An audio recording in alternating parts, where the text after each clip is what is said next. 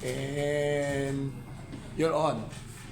Magandang umaga po mga kaibigan. Dito po ang Philippine Sports Writers Association. And this morning, kami po ay magkakaroon ng two-part esports session for today. At ang pag-uusapan po natin at makakasama ang dalawang koponan na lalaban at or lalahok sa international competition sa labas ng bansa. Ako po si Randy Kaluwag ng Manila Standard. Good morning, partner. Good morning, partner Randy. Good morning, PSA. Hope that you are with us here, ground floor, Conference Hall of the Philippine Sports Commission building, and hope that you are also with us through our live streaming via the Philippine Sports Writers Association Facebook page. Likewise, on a delayed basis over Radyo Pilipinas 2, ang ating paring sports radio. Judith Karingal po. Bago mo ipakilala ang ating mga kasinghilan ko na athletes, no, partner, ay salamat po sa ating mga partners sa ngalan ni Francis Ochoa, Pangulo ng Philippine Sports Writers Association. Maraming salamat Philippine Sports Commission, Philippine Olympic Committee, San Miguel Corporation, Smart, PLDT, Milo Philippines at Arena Plus. And yes, we are so pleased to have here with us ang mga kampiyon sa MPL Season 15. They will be representing the Philippines sa Esports World Cup. So we have muna Munton, Head of Business Development and Partnerships for Philippine Esports, Miss Lee Viloria. Good morning, Miss Lee. Okay, we have ito mga kampiyon natin from Onyx Philippines, Dwayne, Kelra, Phileas.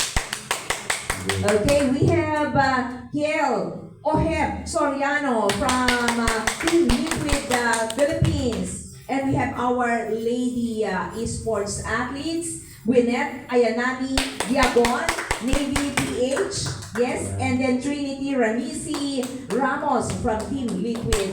Welcome to the PSA Forum, Miss Lee. Good morning. How are you? Good morning, Paul. Thank you so much for having us here. Thank you so much for the invitation. Yes. So, ngayon po, magkukwento na ba?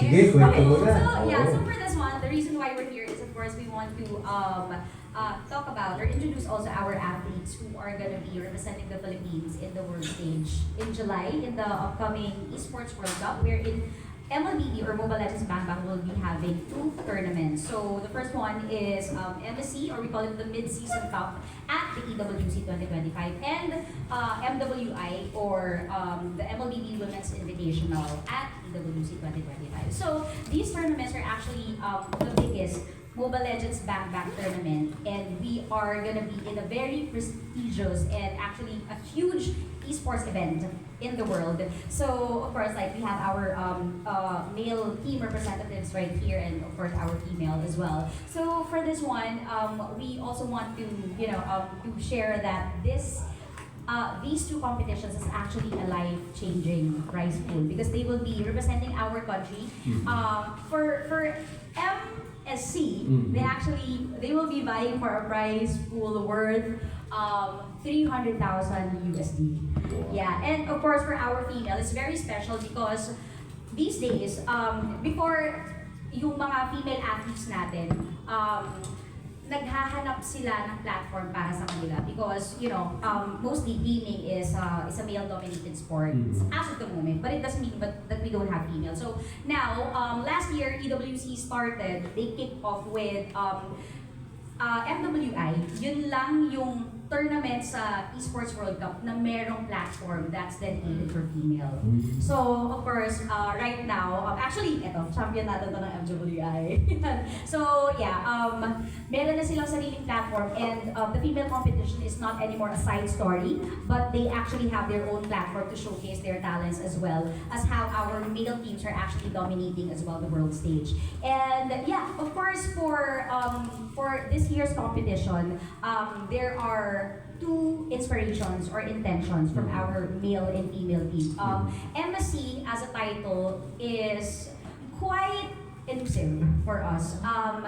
I think the last time we won the championship title for MSC was in 2022. And then we fell short against Indonesia in 2023 and with Malaysia last year in 2024. So I think for this year, our teams right here have the hunger to redeem the championship title for the Philippines. As for our female, we're actually happy that we are sending 2 teams already. Navi Philippines and Team Liquid Philippines as well, their female team. So for this one, since we were the champions actually for MWI last year, Last of course, year. yes. Ang ipaglalaban naman natin is to retain that championship title. And yeah, I believe our athletes here have, things to share in terms of their like motivation, kung ano yung naging inspiration nila.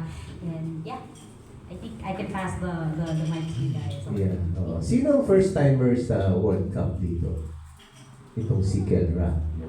Tsaka si Ohel. First time nila. Kasi, For EWC, World Cup. yes. Actually, like our athletes po, they have been competing in like different international events where Yes, so- they have also bagged championship titles. Like here, these men beside me are actually MVPs of MLBB tournaments. But Yes. particularly for The World EWC, Cup, yeah. kasi it's the second year pa lang of EWC. I think yeah, it's the first time for First time for them. Yeah. Oo. Sino yung nag-champion last year? Si Ayana. Yes, for Oo. MWC. So, can you share yung experience last year? Gaano kalaki ito para ano rin nila na eto, ganito to? Kasi, di ba, even ano pa lang yung venue pa lang, napakalaki daw ng Venue Saudi. Can you share with us your experience and anong mga crowd yung nag-aabang doon na napakarami ba? No? Sige. Sobrang niya po. Okay, sinabi ko na to doon dati and I said it was a paradise for esports players and it really was. And also, even though ang layo niya sa Pinas, parang feeling namin, parang nasa akong country pa din naman siya kasi ang daming Pinoy na sumusuporta doon, lalo na nanonood talaga sila sa venue, sa staff, everywhere we go may mga Pinoy. So parang it's like we're not in a country that's far from home. Tsaka, ayan, isa yun sa, as in like, when I say paradise, it's really perfect. Like, any esports player would dream of going there. And then, yun po, aside naman dun sa experience talaga, it's already heaven. And nung nanalo kami po, I was on cloud nine. Hanggang ngayon pa rin naman po, parang, feeling ko pa rin parang, pa rin siya, sobrang life-changing to the point na hindi pa rin siya nagsising kung gano'n siya kalaking impact sa buhay ko. Sobrang nagbago ko talaga yung buhay ko after namin manalo. And yung panalo pa namin is sweep. Hindi po talaga namin in-expect na masisweep namin yung kalaban. Like, for ilang years silang nag-reign, lalo na sa female scene. Like, 3 years, 4 years sila talaga lagi nag-champion. Tapos pagdating doon, parang yun yung unang talo nila na hindi sila nakaisa. So, hindi po talaga namin yun in-expect. And, ayun po.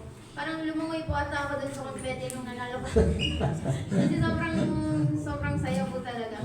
As after po nun, blessings po nagsunod-sunod. Like, it really changed my life po. Ilan ba per team? Di ba 4 sila? 5 kayo, di ba? So kayo lang yung umupo lang muna. So sino yung kasama mo last year na kasama ngayon? Meron ba siyang The same team? The same team. The same team. Okay. Pero ang Team Liquid. Ramisi. Ibang Team Liquid. Ibang team naman. Oo. Yes. So sige, si Ramisi naman. So Ramisi, narinig mo yung inspiring yung ni kwento ni Ayanami. So ano naman yung personal goals mo going there sa Saudi? Actually po pumunta ako last year. But ibang team yung Ibang team. Okay. Oo. And actually it was Vietnam. Vietnam. Oh, gandang story. Now you're carrying Team Philippines. So ano ang feelings? Actually po nung andun ako and experience ko, I promised myself na next year ulitin ko to, but this time so Philippines naman yung represent ko. Philippine ko yung company ko kasi nakaka-proud lang din naman na each sana yung i-represent ko. Yan. Salamat naman at ikaw na Philippines ay dadalhin mo. We will get back to you. Marami pa tayong questions. Kay Kelra, so